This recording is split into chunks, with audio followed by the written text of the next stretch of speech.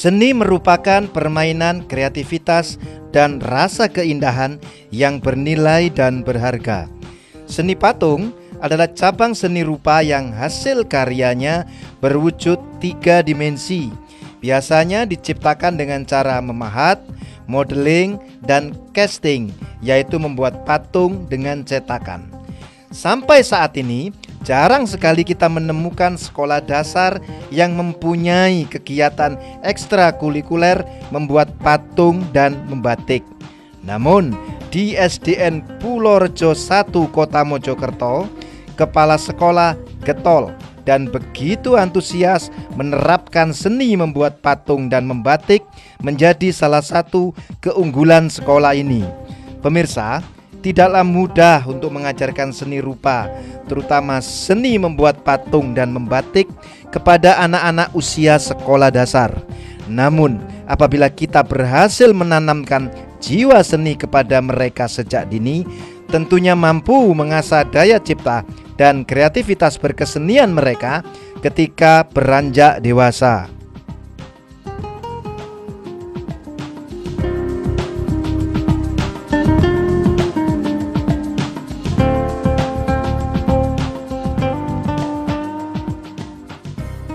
Assalamualaikum warahmatullahi wabarakatuh.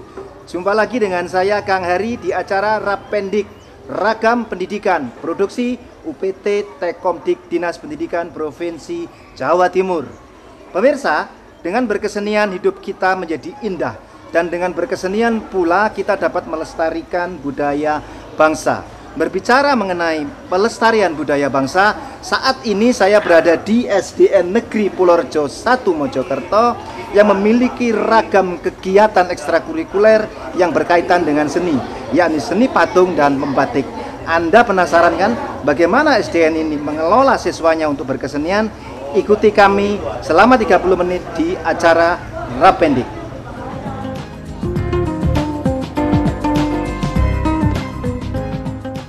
SDN Pulorjo 1 Mojokerto yang terletak di pinggiran kota Mojokerto tidak mau kalah bersaing dengan sekolah-sekolah unggulan yang ada di kota Mojokerto lainnya. Berbekal visi terciptanya pribadi yang beriman, berprestasi, cerdas, dan terampil, serta tanggap terhadap kebersihan lingkungan, menjadikan SDN Pulorjo 1 Mojokerto menjadi salah satu sekolah adiwiyata di Mojokerto. Dengan jumlah siswa sebanyak 273 orang, sekolah mampu menanamkan kepada para siswanya yaitu sikap kepedulian terhadap lingkungan sekolah, serta mampu membiasakan memilih dan membuang sampah sesuai tempatnya.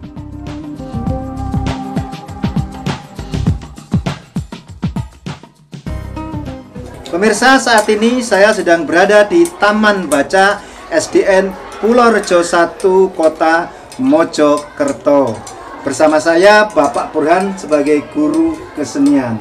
Apa kabar Pak Burhan? Baik-baik. Assalamualaikum warahmatullahi wabarakatuh. Waalaikumsalam warahmatullahi wabarakatuh. Pak Burhan, sebagai guru seni, apa saja yang Bapak ajarkan kepada para siswa di sini?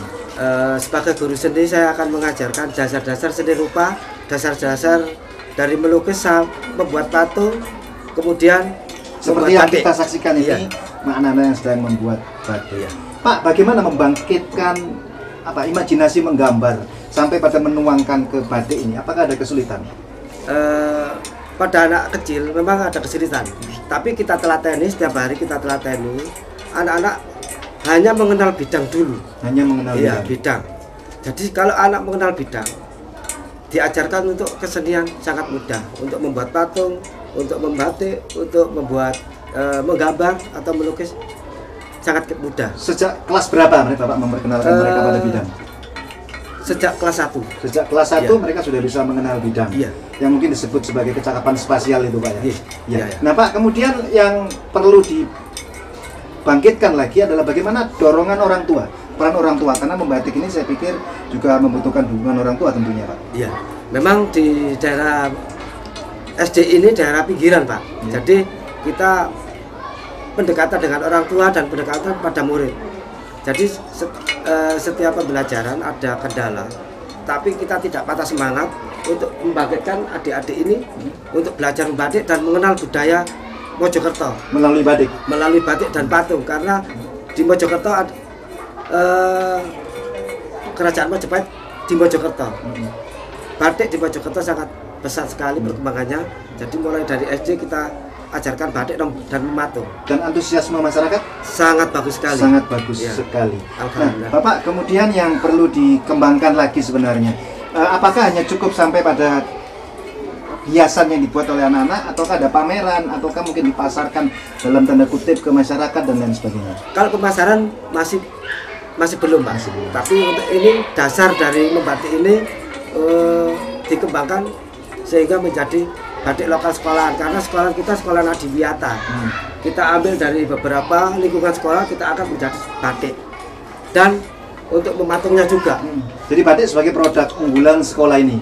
Iya. Batik sebagai ciri dari Iya. sekolah ini. Iya. Pameran-pameran apakah pernah diselenggarakan karya-karya anak-anak kita untuk disaksikan masyarakat sekitar mungkin, Pak? Pernah, Pak. Pernah. Dipamerkan di pada waktu kelulusan, pada waktu pameran di kecamatan juga kita ikut untuk adik-adik ini. Jadi tidak hanya wali murid sekolah ini saja yang mengenal, tapi juga sampai ke kecamatan. Iya. Gitu, Pak, ya? Iya. Pak, mungkin kita perlu juga masuk. Ada yang mau disampaikan? Bu? Iya. Untuk baju-baju guru-guru ini dari batik kita sendiri. Oh, baju-baju guru yang desain Iya. adalah adik-adik kita Iya, sendiri. desainnya. Ini sangat luar biasa ya. Jadi memunculkan jiwa Iya. wirausaha di kalangan anak. Iya. Bapak, mungkin saya ingin juga melihat bagaimana adik-adik kita berkarya seni di bidang patung. Ya. Bisa kita ketemu mereka, Pak? Monggo.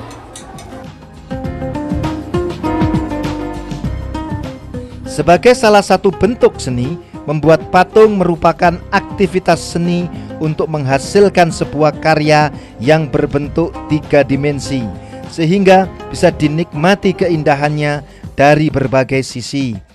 Potensi siswa-siswi di SDN Purworejo 1 di bidang seni ini sedang dikembangkan oleh seorang seniman di Mojokerto bernama Burhanul Fatik Suharto SSN. Dengan aktif dan kreatif, pria yang akrab disapa Pak Burhan ini menularkan ilmu yang dia dapatkan di STKW Surabaya kepada anak didiknya yang masih belia itu. Pria yang mengambil jurusan seni rupa ini berharap agar anak didiknya kelak menjadi seniman-seniman handal dan ternama di kota Mojokerto.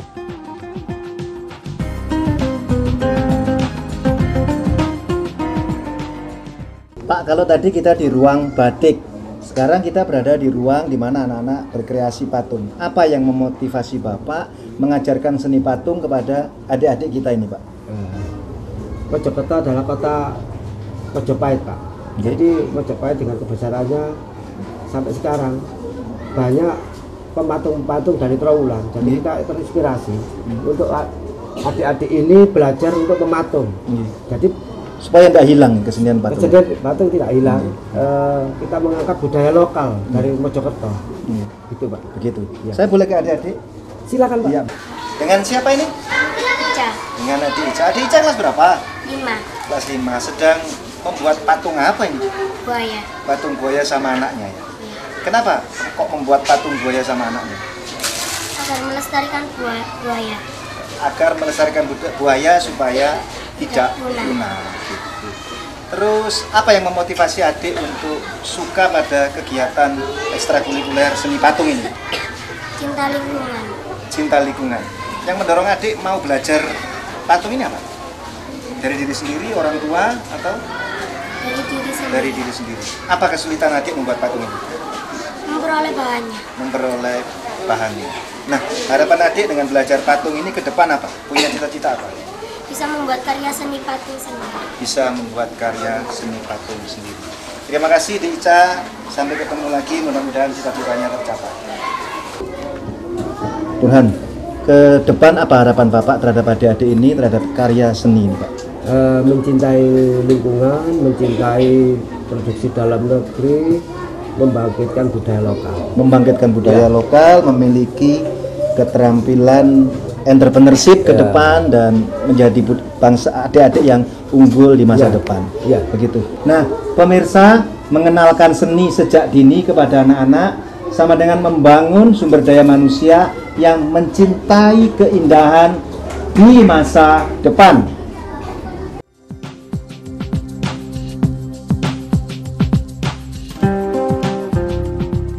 Untuk mengembangkan daya imajinasi dan menemukan ide-ide baru untuk dituangkan dalam membuat patung dan pola membatik, Pak Burhan menyarankan agar anak didiknya mencari literatur di luar apa yang diajarkannya kepada anak-anak didiknya. Misalnya, sering membaca buku, melihat karya-karya orang lain di pameran maupun di internet, agar jiwa seni anak didiknya dapat berkembang.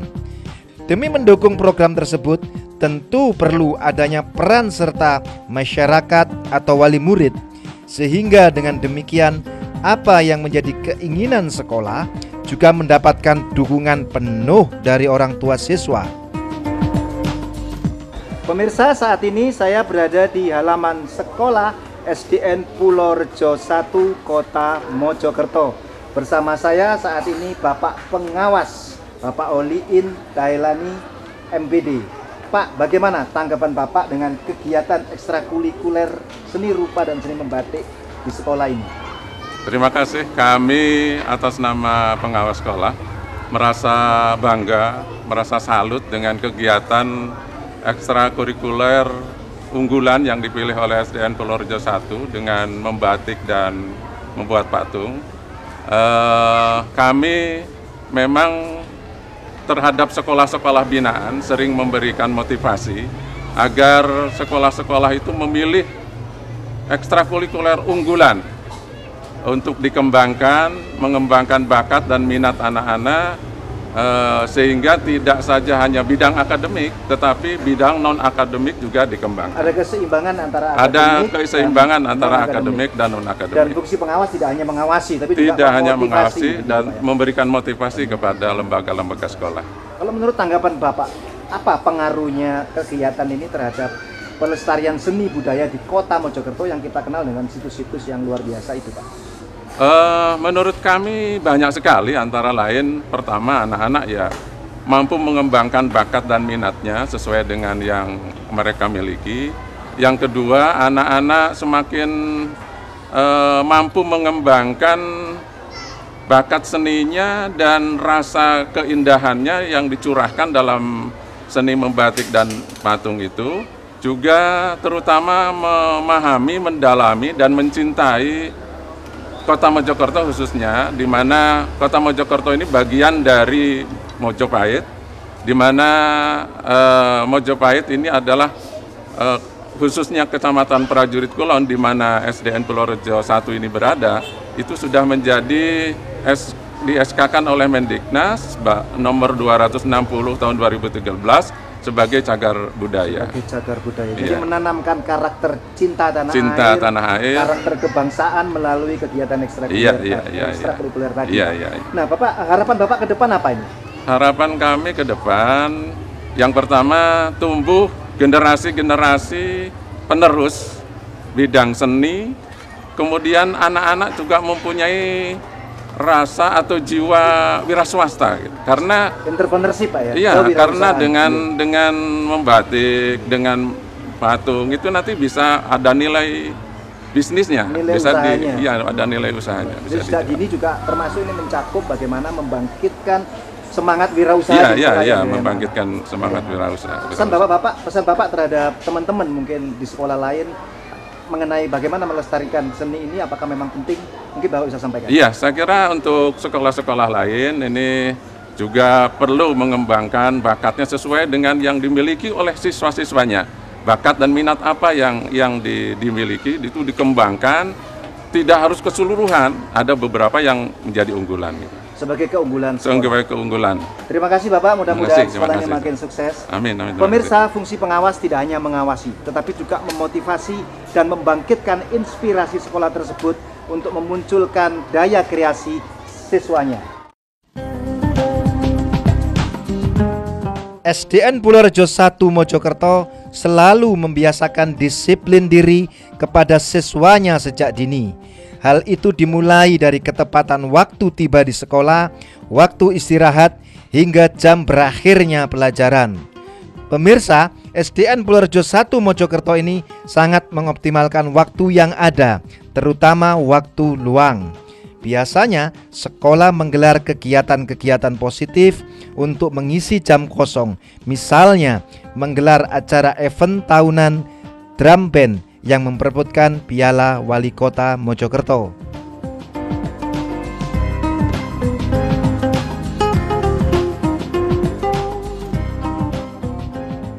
Pemirsa, saat ini saya bersama Ibu Dwi Setiawati selaku Kepala Sekolah dan Pak Naryo selaku Komite Sekolah. Mungkin saya ke Bu Dwi dulu. Bu Dwi, apa kabarnya? Alhamdulillah, baik. Baik, Pak Naryo juga sehat ya? Alhamdulillah, Sehat. Bu Dwi, mengapa Ibu memilih ekstrakurikuler seni patung dan membatik ini sebagai kegiatan utama di sekolah ini, Bu? Kami memilih seni patung dan membatik sebagai kegiatan ekstra yang utama di sini karena kami merasa bahwa kedua seni itu mempunyai nilai sejarah yang sangat tinggi. Iya, misalnya saja patung, ya Mas. Patung itu merupakan salah satu peninggalan sejarah kerajaan Mojopahit, ya. Yang kebetulan kerajaan Mojopahit itu berada di kota Mojokerto, meskipun itu di wilayah kabupaten, tapi masih berlingkup di Mojokerto dan tepatnya di Trowulan. Dan sebagian besar penduduk Trowulan itu mempunyai keahlian untuk membuat patung. Membuat patung. Sedangkan untuk batik, kami rasa batik ini merupakan produk lokal, ya, produk Indonesia sendiri yang sudah ada sejak dulu. Jadi berkaca dari dua keunggulan itulah, maka kami ingin menanamkan kepada anak-anak untuk mempunyai rasa cinta dan melestarikan seni budaya yang ada di Indonesia itu sejak dini. Rasa cinta tanah air, ya. Jadi dari mulai awal ini kami tanamkan pada anak-anak sehingga nanti setelah dewasa itu dia betul-betul mempunyai ingatan, oh iya, bahwa batik itu merupakan hasil produk yang ada di Indonesia. Apalagi sekarang ini Pak Wali Kota itu juga sedang getol-getolnya untuk istilahnya itu dari Mojokerto itu mempunyai hasil produk untuk batik yang ada di Mojokerto itu, ya. Oleh karena itulah kami dengan teman-teman yang ada di sekolah ini ingin mengangkat batik dan patung itu sebagai unggulan dari sekolah. Jadi bukan cuma sekedar ekstrakurikuler, tapi ada value, ada nilai lebih. Ada nilai lebih. Nah Bu, untuk menseleksi mereka, apakah semua anak wajib mengikuti kegiatan ekstrakurikuler, ataukah memang ada anak-anak yang memang punya bakat saja yang dikembangkan di sini, Bu? Kang Hari ini di SD Purworejo ini mempunyai beberapa macam kegiatan ekstra, ya. Ini anak-anak ini kami berikan pilihan. Kamu itu milih yang apa. Akhirnya sesuai dengan pilihan anak-anak ini kami masukkan ke kelompoknya ini tadi. Di mapping, di peta kemampuan ada pemetaan sesuai dengan pilihannya anak-anak. Dengan berjalannya waktu, anak ini akan nampak, ya, dari guru pembina pun maupun guru pendampingnya ini yang punya potensi kelihatan di sini. Oh, anak ini tidak cocok di sini, anak ini tidak cocok di sini. Oleh karena itu kami dan anak-anak di sini kami arahkan. Nah, kamu kalau di sini karena apa? Kami lihat pada saat latihan itu seperti apa ya? Kalau ekstra itu kan muncul dari dalam hatinya, minat yang kuat dari dalam diri. Iya, ada minat dan ada kemauan yang tinggi. Sehingga kalau misalnya anak-anak di sini, oh kurang nampak, ini kok seperti ini, kami arahkan. Kamu tidak cocok ke sini, kamu sebaiknya masuk ke sini. Pengarahan ke kami perbakatannya arahkan ke anak-anak sehingga nanti apa yang dimunculkan ini memang benar-benar tumbuh dari dalam. Tumbuh dari anak-anak sendiri dengan kemauan anak-anak dan semangat anak-anak itu. Jadi kami tidak ada seleksi khusus untuk ini, tidak ada. Kami arahkan saja dulu. Kami ikuti, kami kembangkan menurut minat mereka. Kami ikuti kemauan anak-anak. Setelah itu baru kami arahkan. Bu, terus bagaimana dengan sosialisasi ke masyarakat? Sosialisasi wali murid maksudnya. Wali murid, ya. Ini pada saat pertama anak-anak masuk itu kami sudah informasikan ke wali murid bahwa di sini itu mempunyai kegiatan ada ini sini. Jadi kami sosialisasikan ke wali murid, dan pada saat kami mensosialisasikan itu kami selalu bekerja sama dengan komite dengan harapan apa? kami ingin mencari atau menumbuhkan skill bagi anak-anak yang bersekolah di sini. Jadi nanti apa yang dimiliki anak-anak itu, skill ataupun keterampilan yang dimiliki anak-anak itu bisa menjadikan anak-anak itu nanti hidup secara mandiri, ya. ya. Jadi yang dikenal dengan life skill itu ya. Iya, seperti itu. Jadi wali murid pun dan komite itu tidak ada istilahnya, selalu kami tidak ada gap ya. Iya, selalu kami informasikan apa-apa yang ada di sini, termasuk kegiatan ekstra ini kami selalu informasikan, ini kami punya seperti ini. Jadi istilahnya wali murid pun sangat mendukung dengan kegiatan, dan terlibat dalam kegiatan. Mendukung dengan kegiatan ekstra yang ada di lembaga. Dan dengan bantuan komite sekolah juga. Iya. Pak, mungkin apa program komite sekolah sehingga mampu mendorong masyarakat untuk mendukung program sekolah itu? Awal gini, kita dasari rasa cinta terhadap sekolah, ya, terutama rasa cinta dan memiliki sekolah. Kalau kita punya niat sekolah anak di sini, orang tua harus memiliki. Gak cuma diserahkan sekolah saja. Jadi anak bagaimana untuk dia itu bisa pinter, gak nakal, jangan diserahkan ke sekolahan. Ayo kita rasa memiliki, rasa untuk kita membantu. Nah, ini kita bentuk paguyuban. Kelas 1 sampai kelas 6 itu ada paguyuban kelas namanya. Paguyuban kelas namanya PK. Ya. Ini ada PK-nya, masing-masing ada ketuanya, ada koordinatornya. Ada ya. Koordinatornya pun juga ada. Kalau toh apa yang dikatakan Bu Kepala Sekolah tadi, kataku punya program apa? Kita yang bagian menyampaikan. Sebagai jembatan komunikasi, mediator, fungsi komite mediator ini seperti itu. Bahkan saya sudah 3 periode menjadi komite.